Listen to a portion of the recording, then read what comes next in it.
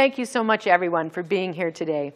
I'd like to begin by acknowledging that we're joining you today from the traditional territory of the signatories to Treaty 7. And I'd also like to acknowledge the Métis people of Alberta, who share a very deep connection with this land.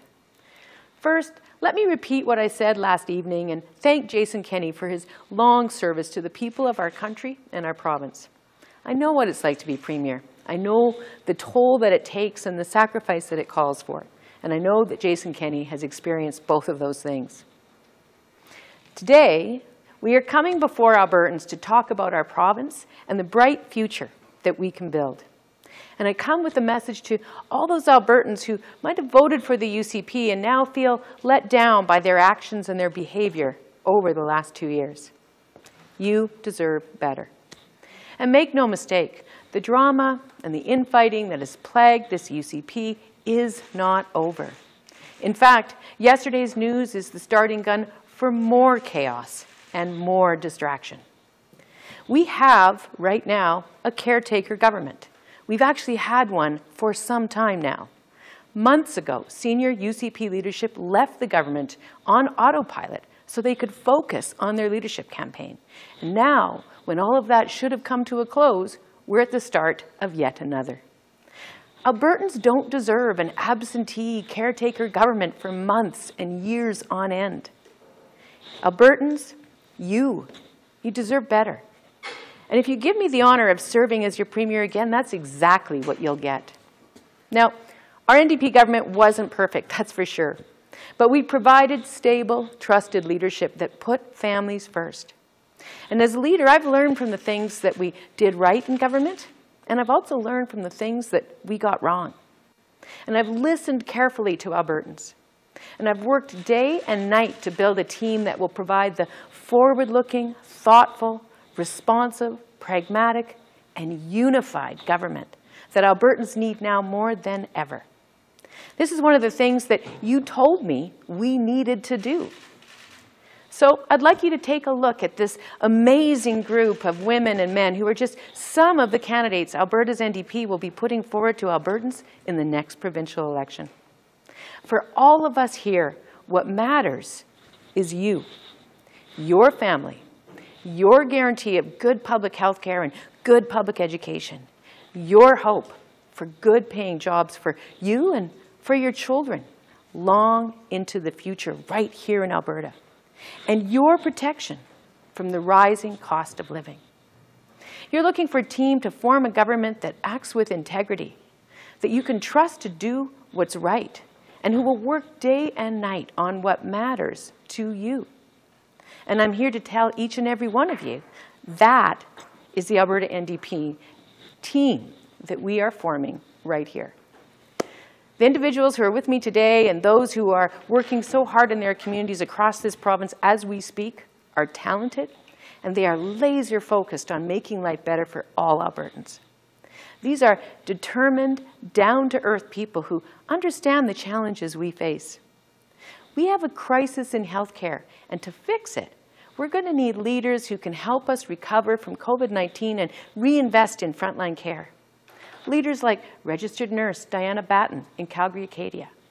She's witnessed firsthand the destruction caused by the government during the COVID-19 pandemic. Rather than rolling up their sleeves and tackling the greatest public health crisis we've ever faced together, the UCP chose to undermine and attack frontline workers like Diana. They even went so far as to threaten to cut their pay in the middle of a pandemic. And joining Diana on this NDP team is paramedic Cam Heenan from Leduc Beaumont. Cam and his colleagues have been going at 150% for a long time, trying desperately to provide emergency health care to Albertans when they need it. But instead, they've been abandoned, and what they need is real action. And Cam has ideas on how to fix our EMS because he's on the front lines every day.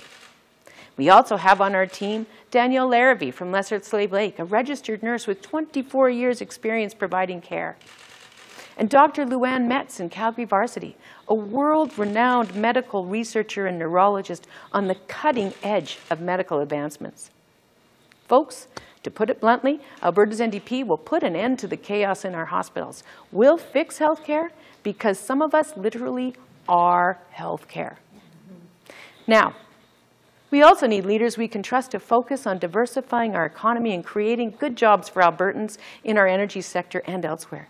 Leaders like energy analyst Samir Kayende in Calgary Elbow and sustainable energy expert Najwan Al-Junaid in Calgary Glenmore, whose collective experience in the oil and gas sector, in renewables, and in their financing can help us leverage Alberta's natural resources towards a truly diversified economy, where we create countless new jobs and drive billions in new investment. Alberta also needs leaders who know how to collaborate with local voices to build stronger communities, like former Calgary City Councillor Drew Farrell, running in Calgary Bow, and former Lethbridge City Councillor Rob Miyashiro in Lethbridge East, who both have incredible records of public service, as does former Sturgeon County Councillor Karen Shaw in Morinville St. Albert, who also brings first-hand experience as a cattle farmer and successful entrepreneur.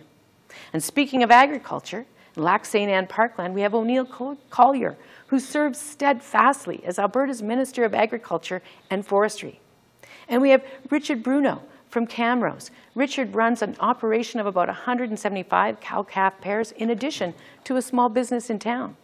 He'll be a voice for business, for agriculture, and he, O'Neill, and Karen will help us drive agricultural innovation and create new markets by championing our sustainable and world-renowned agricultural Alberta exports. Richard's also Métis, and through his own experience, as well as the experiences of Indigenous candidates Jody Callahoo Stonehouse in Edmonton Rutherford, who's here today, and Marilyn North Pagan and Calgary Klein, we'll chart a path focused on truth and walking a real path of reconciliation. And when it comes to our natural spaces, well, our wonderful parks and our magnificent Rocky Mountains, you can count on conservationist Sarah El-Maliki from Banff Kananaskis to ensure those remain protected, accessible, and are never, ever converted to coal mines. We'll build good schools and properly support classrooms by relying on the advice and experience of candidates like teacher Rosman Valencia in Calgary East, and educational assistant Julia Hayter in Calgary Edgemont. And of course, we will bring all Albertans together to develop a curriculum that truly prepares our students for their futures. And when it comes to providing for our kids, for our families, we'll take real action to help Albertans make ends meet. And we'll look to people like anti-poverty advocate Janet Aramenko in Calgary Curry, and small business entrepreneurs like Gurinder Brar in Calgary Northeast, and Parmeet Singh in Calgary Falcon Ridge for assistance with that critical work. And our commitment to you is that under an NDP government, you will have more money in your pocket. This team behind me has real experience and bench strength, people who know how to govern. Sarah Hoffman, Kathleen Ganley, Joe Cece, Irfan Sabi, Marie Renault, Heather Sweet, Christina Gray, Raki Pancholi, Lauren Dack, Martin Schmidt. The list goes on and on. All of them and their colleagues have proven to be effective, skilled, dedicated public servants who know the job and know what it means to work together as one team, making critical decisions, approving big projects, managing emergencies, and creating new programs that make life better for Albertans. Every one of these candidates bring with them a wide range of diverse experiences and perspectives that make up the best parts of our province. They're experienced, capable, and ready to make a difference. While the UCP is picking fights with each other, our team is truly united. We're focused on people, not power. As leader of Alberta's NDP, I'm here to send a message to Albertans today. Our party has been working to put forward better ideas, listening to your hopes, and putting together a team that is able to achieve the better Alberta we all want. And while the other guys think they're entitled to your support, our team wants to earn it by thinking bigger, acting bolder, and working harder. To all those Albertans who've joined us already, thank you. We need your help, and your contributions are making a difference. And to all those Albertans who feel betrayed by UCP lies and broken promises, but aren't too sure about the NDP, well, I say, look a little closer at our team, and you'll find Albertans who are just like you, who share your love for this province and your hope for its future. Thank you, and I'm now pleased to take any questions folks may have. Thank you, and we'll start with questions in the room. When do you expect an election to be called? Well, you know, I don't know. I'm not the one that gets to make that decision. What I do know is that when it is called, we will be ready. We will be united. We will be focused on providing to Albertans the things that actually matter to them. Healthcare, affordability, competent government that they can trust to show up to work and be there for them. Do you think it'll be before the spring, though? You know, again, it's very much up in the air, as is so much with this government. There's so little that we can count on with them. But our focus, no matter the timing, is to continue building this incredibly talented team and to continue talking to Albertans about what matters to them and to continue putting forward ideas for how we get to the place where Albertans want us to be. At this time yesterday, did you expect that we'd be without Jason Kenney effectively as a premier as of today? At this time, did this catch you off guard? You know, I think we were open to any kind of possibility happening today, but what's really most critical is that actually not that much has changed. We didn't have a government focused on governing for months and months and months leading up to yesterday. And now, I suppose what's changed is we know definitely that we won't have that for months and months and months going forward. And that probably would have been the case no matter what happened yesterday. This UCP has been missing in action. They've been absentee. And now they officially have to go into caretaker mode. And what that means is those folks who are seeing their wait times in ER double, who are waiting for an ambulance that never shows up, who are worried about what their kids are going to learn in their classrooms with how many other students at any given time, those folks don't have anybody working for them in the legislature right now. Any other questions in the room? I've got more, but I don't want to. I'll go to the phones first, and then we'll come back. Just a reminder to press *9 if you're on the phone, raise hand function if you're joining us via Zoom. If you could say your name and your outlet at the top, that would be great. Go to our first caller. Hi, Rachel, it's Dean from CP. Just to, can you just give me a quick update on candidates? Looks like you have, with David Eggen, you have 22 candidates ready. Is that selected, and is that accurate? And how soon do you want to have the full slate ready to go? So we've got about 22 right now. I believe that by the end of June, we'll be up to around 40. By the end of August, it'll be around 60. And then probably mid-fall, we'll have everybody else. But maybe I might wait till the very end. We'll see. Any follow-up, Dean? Yeah, thanks. I talked to you a couple months ago, and you said the decision was looming on Thomas Dang. So what's the plan for Edmonton South? Is he going to be your candidate? Well, we have not finished vetting all the candidates in Edmonton South, so that is a decision still to be made by the executive. But certainly my view is that as long as there's an active criminal investigation, we will not have anybody who's under active criminal investigation running as a candidate for us. We'll go to our next caller. Hi, Shailon Skolsky with CTV News Edmonton. Thank you so much for taking my question. It's just in regards to your political strategy, Rachel Notley. With Jason Kenney, you had an opponent with a long political history that you could attack, you could criticize. With a new leader and a possible new face, I guess, what is your political strategy on how you plan to run against a new leader without that lengthy political history potentially? Well, I mean, it's a little premature to talk about what the new UCP leader may or may not bring to the table. What we know right now is that the UCP has a record. It has a record, quite frankly, that has let Albertans down. And most recently, it's best summed up by the fact that they've been so incapable of coming together that they haven't been showing up to work for months. And now we know they still won't.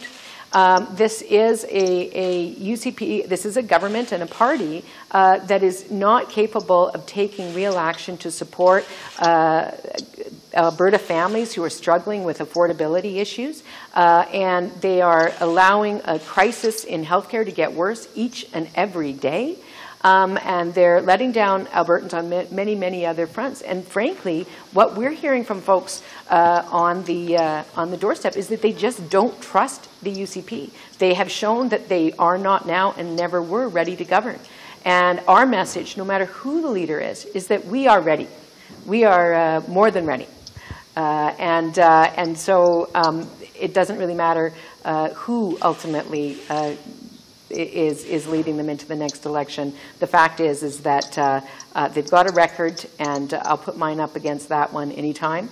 And our team and its level of unity and singularity of purpose, I will put that up against the UCP anytime as well. Any follow-up, Shalane? Yeah, when you talked earlier about, some lessons learned potentially in your last leadership run and knowing that your government wasn't perfect, I guess, walk me through what were those lessons that you learned and what will you do differently? Well, I think when we first got elected, there was just so much to do in terms of getting ourselves ready for the decisions that we had to make. We didn't maybe spend, and I didn't spend enough time listening to Albertans and reaching out and talking to folks, not just folks that supported us, but stakeholders across the province, and engaging in a more meaningful way before we made decisions to move the province forward. Not necessarily always agreeing, but definitely ensuring that we listened to what people had to say and that we took a pragmatic and practical approach to going forward. So, there's little things or specific things, but I think it can be wrapped up into this idea of being more open and accessible and taking more time to really hear the serious concerns and issues that folks would have on particular issues in advance of taking those decisions. We'll go to our next caller. Hi there, Janet French from the CBC.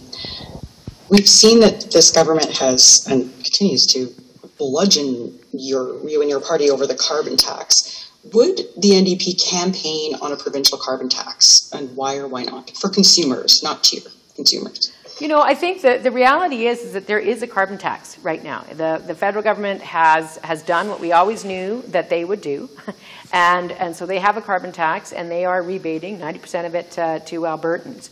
I would more likely spend my time, though, campaigning on the opportunities that exist for all Albertans for us to take real and meaningful action to reduce emissions, both domestically as well as in terms of our export economy. And to look at ways in which we can leverage our investment in that to diversify the economy and grow jobs. So yes, we'll be talking about climate. We'll be talking about the need to confront this existential crisis. We need to address it, no question. But I think there's other tools that we'll be spending more time on right now. The carbon tax issue has gone to the courts, and it's been ruled on by the Supreme Court of Canada. So there's other work we need to do. Rather than fighting about things that happened in the past, we need to reach out to what's best in Albertans. And we are a province full of people that roll up our sleeves and take on challenges and make the best of it. So yeah, sometimes it can be a little bit enticing to sort of hold up and pick a fight on something. But really, at our heart, we're a province that moves past those things and finds the best, most effective way forward. And it's time that we do that. And I think that we can do that. And that's exactly one of those areas where I really want to bring people together and do some make some real progress, but do so in a way that involves as many voices as we can. Any follow-up, Janet? Yeah, I'm just trying to catch up to how your perspective on this has evolved, because your government spent so much time and energy designing a provincial carbon tax, arguing there should be a provincial initiative on this, and now you're telling me you're perfectly fine to have Ottawa impose a carbon tax on us, and that's just, is that so you can deflect blame to Ottawa and say, oh, it's their carbon tax, we have nothing to do with that? Well, what we always said is that by having a Made in Alberta plan, we could make decisions that was best for us both to most effectively reduce emissions while at the same time leveraging economic development. And we're not giving up control over that. Our climate leadership plan was not just the carbon tax. The climate leadership plan included many, many different elements to it. And we would still be looking to the federal government for them to participate financially and fiscally in terms of supporting Alberta as we move forward. But you know, the reality is that since we brought that program in, the matter has been tested all the way to the Supreme Court of Canada, and there is a tax in place. So we could redesign one, I suppose, and bring it back to Alberta, but really the issue is not that. The issue is, what do we do to create the right market forces and incent the right market forces to reduce emissions? So it's a larger conversation, really.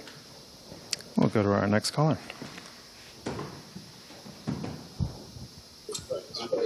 Hi, Rachel. It's Michelle Bell-Fontaine from CBC. I was curious about a couple of your incumbents who have decided not to run again, John Carson and Richard Feehan. Did you give your incumbents a deadline to make a decision about whether they were going to run again? Actually gave them multiple deadlines. Some followed the deadlines better than others. Okay, thanks. Bye. Sorry, are you still there? No, I mean, I did give them deadlines, and then at different times they told me, and then we talked about when the best time was to announce that they wouldn't be going forward. And you know, I mean, that it happens. Both of them are wonderful members of our team and have contributed to our caucus since they were first elected, and we're going to miss them. But you know, that's how these things work sometimes. Even the best, most united team, sometimes people decide they want to do something else with their lives, like, you know, Richard's case, retire. John, spend more time with his new baby. So yeah, so that's what happened there. Any follow-up, Michelle? Oops, sorry. Yeah, I just wanted to unpack this whole thing about the carbon tax, and it really sounds like this is something you don't want to touch at all. The 10-foot barge pole. Is that fair to say? I mean, do you still feel that this is toxic for you politically? Listen, no. I mean, I think the issue, what I'm saying is that we have all constructively moved along in terms of the work that needs to be done to reduce our emissions. The fact of the matter is that a carbon tax, whether it's administered by the province or whether it's administered by the federal government, you will find leaders in the energy industry right now who will say they absolutely need it to stay in place in order to create the long-term security, predictability, and market incentives that will drive the kind of investments that are necessary to reduce emissions. So playing a cat and mouse, oh, we're going to have it, we're not going to have it game with the carbon tax creates the very instability that undermines the work that needs to happen very aggressively to reduce our emissions. So the fact is it's in place now. What will we do when we become government in terms of negotiating with the federal government around how to incent the particular strategies that need to happen in Alberta in a way that achieves two goals: one, reducing emissions, and two, diversifying our economy and creating new jobs that are sustainable in the long term? That's something that, you know, we'll work with the government, the federal government on once we're in that position. But the high level principles remain the same. We need to price carbon. We need to have a sustainable, predictable carbon market to drive the kind of incentives and investments that we saw take our renewable energy industry from 0 to 60 in a way that nobody ever expected we could, and that is now driving huge investment in the non-renewable sector to reduce our emissions. So it's complex, but it's a complex thing. But the project has moved on from when we were in government, and it's our job to figure out where it is and then develop policy, as I said, collaboratively, openly with folks about how best to as I say, achieve those two objectives. And again, those two objectives can be achieved hand in hand. We can reduce emissions boldly, ambitiously, and at the same time grow the economy, diversify the economy, create new jobs. It is an opportunity, not a burden, and we need a government that recognizes and understands that. We'll go to our next caller.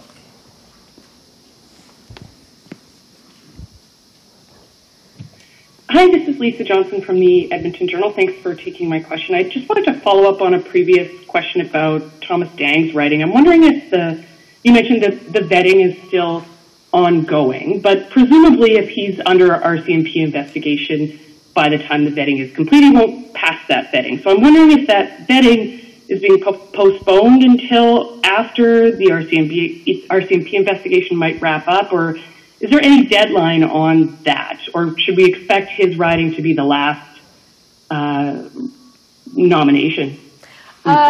Again, it's very unlikely that it will be the last nomination. It is in part up to the riding executive for when they request that they move forward on the nomination. But as a party, we are moving very quickly to be wrapped up by September, October. So at this point, with all the riding still left to go and all the vetting, and I have to tell you, there's a lot of that going on because there's not a single riding, it seems, in this province that doesn't have 4 or 5 people stepping up to contest the nomination. It's maybe one, there's a few, but it's really quite something. So, I mean, it's just a lot of work. So it's a bit of a, when does the executive put forward the request? More than one candidate being interested in that riding, and when does the executive make that decision? As I said, if the investigation is still underway, it is definitely the case that Thomas will not be able to run in the next election for us. Any follow-up, Lisa? Yeah, another follow-up to a previous question. I mean, you've spoken before focusing on the UCP as a group, their track record in government, and that your strategy in an election against them would be similar no matter which one of them was the leader of the party. But what's your strategy, and just to be specific, if an outside candidate like Rona Ambrose or Michelle Rempel-Garner steps up to the plate, does your strategy change at all? It really doesn't.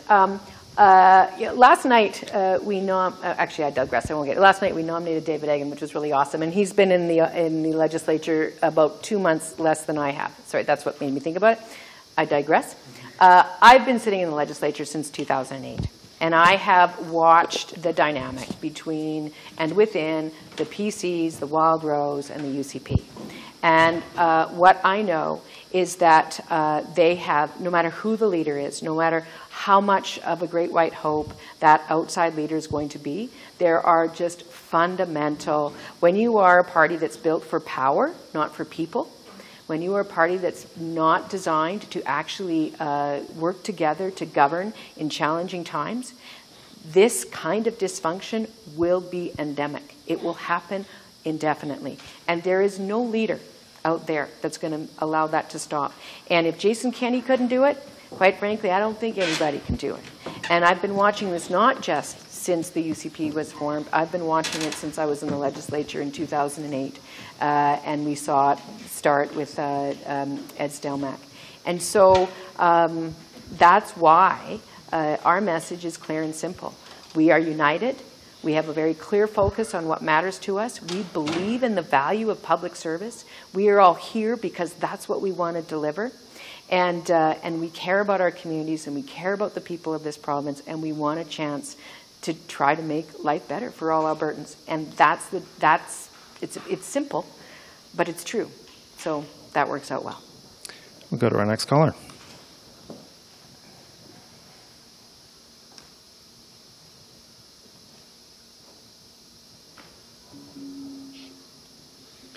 Hi, Rachel Manuel here with the Western Standard. Ms. Notley, Take Back Alberta, arguably the main group that was organizing to remove Jason Kenney from his leadership role, has said they're now going to turn their attention to your party, the NDP, and its socialist agenda. I'm wondering if you can respond to that. This doesn't surprise me. That is politics in Alberta, and You know, I'm hoping that they're registered appropriately with Elections Alberta. I'm not sure if they are or not. But that's the debate that we will have in Alberta. And I hope that we're able to speak truthfully on the basis of facts and to each other and to all Albertans. And Albertans can make the choice about who they think is best placed to give them the kind of stable, responsive, thoughtful, pragmatic leadership that I think most Albertans are looking for right now. Any follow-up, Rachel? Sure, yeah, I guess I'm wondering how you're planning to withstand their attacks. I mean, they were arguably very successful with their attacks on Jason Kenney, who didn't receive a strong mandate yesterday, and that's what led to his resignation. I'm going to just continue, and our team is going to continue talking openly, honestly, frankly, to all Albertans about the things that matter to all Albertans. I think it's probably the case that a campaign to all Albertans looks a little different than a campaign to UCP members. And certainly what we are hearing from Albertans on the doorstep, who we have been talking to for some time, is they want a government that is focused on protecting and growing our public health care system, fixing the broken curriculum, and working to help families with the affordability crisis that they're facing. They also want a government that they can count on to be there for the whole length of the term for which they're elected. Got time for one or two more in the room. I just want to follow up a bit more. I mean, I know you said you sort of saw this coming and weren't entirely certain last night. I think it's something you've been dealing with for years. And suddenly, 4 to 8 months away from an election, he's not a factor anymore. Was that not a surprise to you and the people around you? And is this not a window of opportunity for you? Or is there concern about his replacement? To follow some of the other questions, could be a tougher opponent for you. But just, if you can take me through that again, last night seeing this nemesis of yours suddenly fall on the sword. Well, I know this, I've said it before, and I don't mean to be repetitive, but honestly, a lot of what has been going on within the UCP is not something that we've seen reflected in the choices that they make when it comes to leading the province for the benefit of Albertans. So a lot of this UCP stuff has been noise. And we've been just going right through the noise and talking directly to Albertans about the issues that matter to them. And that's what's been driving what we've been doing in opposition, not only from an opposition point of view, but also from a propositional point of view, in terms of the policies that we're presenting to Albertans and the calls that we're making to the government. And so because we're so focused on the things that we know actually matter to Albertans, the toing and the froing and the ever-changing rumors about whether who's in and who's out, you know what? We watched them be entirely distracted to the point of paralysis and inaction by that conversation. And we made a decision as a caucus and as a party a long time ago to not let ourselves be distracted or paralyzed by that conversation, but instead to focus on what Albertans need right now. And so that's why it wasn't quite the dramatic thing for us last night, because there was noise before, there'll be noise after, it's noise. What is the common theme is that nobody's going to work for Albertans these days who is in government right now. And that's all for today. Thank you very much. Thanks, everyone. Thanks, you guys. Thank you.